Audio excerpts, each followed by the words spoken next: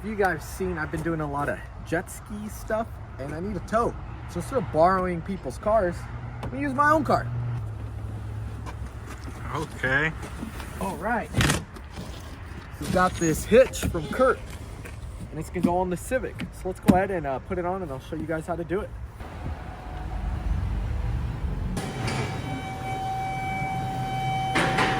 On the SI towing, it'll be a sight to see. So on the Civic Si 9th gen, you're gonna have this cover here. You don't have to take it off. You got some 10mm bolts there and there, kind of hard to see them. And another guy up there, so we're gonna go ahead and take them off. So now that you got your cover off, you have access to the frame rail.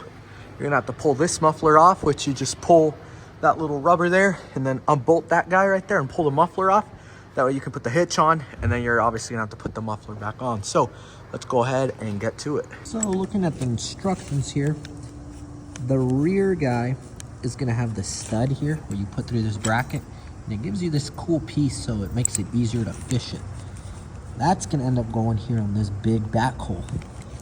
Then here up front, we're gonna use this longer nut to slide over for the bottom bolts to go on. So I'm gonna go ahead and put it on and then I'll kind of just show a video of how it all looks at the end. So let's get to it. So the trickiest part of the whole installation is getting this in, but what you're gonna do is you first pass the wire through and then from this way, get the little carriage thing over, get the bolt, you know, you thread it on and then you'll pull it over this way. And once you get close to getting near the hole, just wiggle, but gently, and it'll eventually just find its way through and fall in. So yeah. Just be very careful because you don't want to snap it because then you'll lose the bolt in the frame rail and then you'll have to go get another one or try to fish it out. So for this back hole right here, what you're going to do is you're going to grab this guy here and then this one's a lot easier. You're just going to bend it and then slide it into place. Super straightforward. There it is. It's in place now. So now on to the next side. Here we're going to have to pull this heat shield off though. So there you got some help and there you go. Hang it up, put the bolts on. And then we're gonna figure out here how we're gonna hang this muffler and get this heat shield back on, but I think it should all work without having an interference. Sweet. So after you torque down all your bolts, time to bolt the heat shield back up, which it mounts here, here, and over there. And I believe one over there, we'll see. But yeah, bolt it back up. So actually don't do the mistake I did. You actually have to get the muffler over first, then get the hitch on, and then you gotta kind of snake your hands over there and tighten up the bolts. So guys, what you're gonna do is cut part of your heat shield. It's a pretty ugly cut, but yeah, oh well. That way it doesn't hit the hitch and you can mount it up. So when you're done, it's gonna look like this. You got your bolts right there. Obviously that there just kind of gets bent up out the way. This center U-bolt grabs onto the factory hook back here.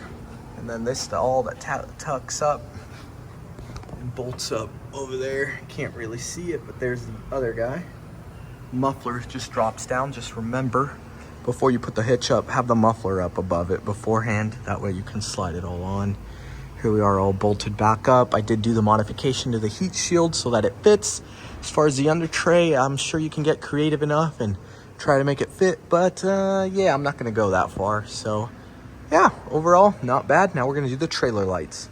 I would say from here, hitch looks pretty good. Doesn't hang down very low at all. So you're not really losing a lot of ground clearance. If anything, your control arm hangs lower, so not bad. Okay, so now here we are to the trunk. Excuse the mess, man. This trunk is beat up. I use this car like my work truck, so yeah, the liner's all beat up back here. Anyways, we're gonna go ahead and pop this cover off so we can get this trailer light wiring in. As far as the install, it's very straightforward. You just simply unplug that light. One connector goes into the box. The other connector goes back into the light. So pretty much the car's wiring goes through the box and then out goes to your tail light. So very, very straightforward. So yeah, all the connectors are different, so you can't really mix them up, so that's nice. It does have a note here of if it's a Honda Fit, you're gonna use the blue one and not the green one. So just make sure for your application, you know, which color one you're gonna use. So yeah, we'll go ahead and start connecting everything. Okay, so then you're gonna pop this back on.